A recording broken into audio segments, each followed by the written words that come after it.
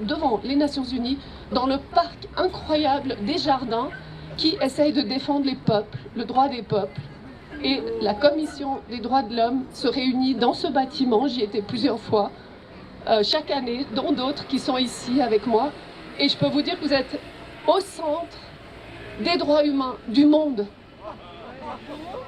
Alors on est très bien placé et bravo à Kerstin, Sonia et tout le team qui a organisé ça, parce que moi j'aurais jamais pu le faire et j'arrive comme un ange dans la place où il faut, mais merci vraiment d'avoir fait ça. Yeah.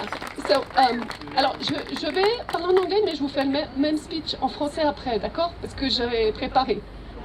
Ouais. Après comme ça je peux faire. So I will get back to English. I have promised because somebody is absent, so this is a sign that I will do it in English and then I will do it in French.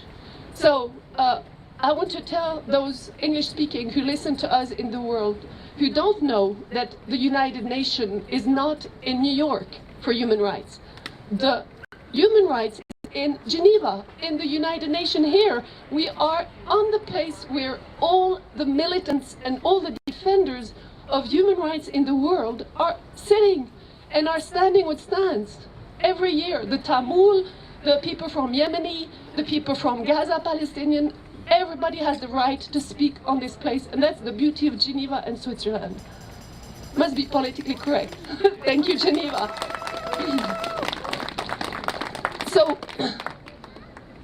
you will see some videos later. I was supposed to speak after Rainer Filmich's talk, and to present you a video of my talk with Maître Virginie Desarrojo-Richard, who is a co-founder of the grand jury that Rainer Filmich has done.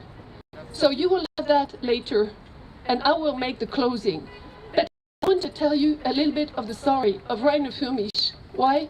Because a lot of ignorance exists on what is going on in this world, and we cannot just fall right to the wrong. You have to understand what hero Rainer Filmich is. He's a hero. Yes. He's a hero. He's a hero. He has been fighting the biggest dinosaurs in the world. He has been successfully, David. He has successfully been fighting Volkswagen in Germany and the Deutsche Bank. So he was already successful in big global corruption.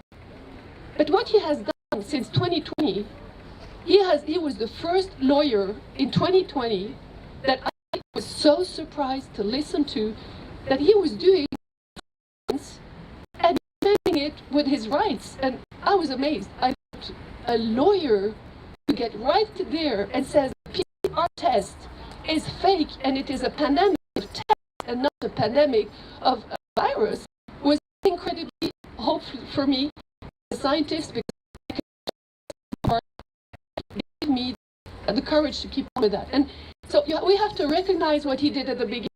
He was the first one lawyer to attack Tedros Ghebreyesus of WHO because it's a pandemic, and you're today.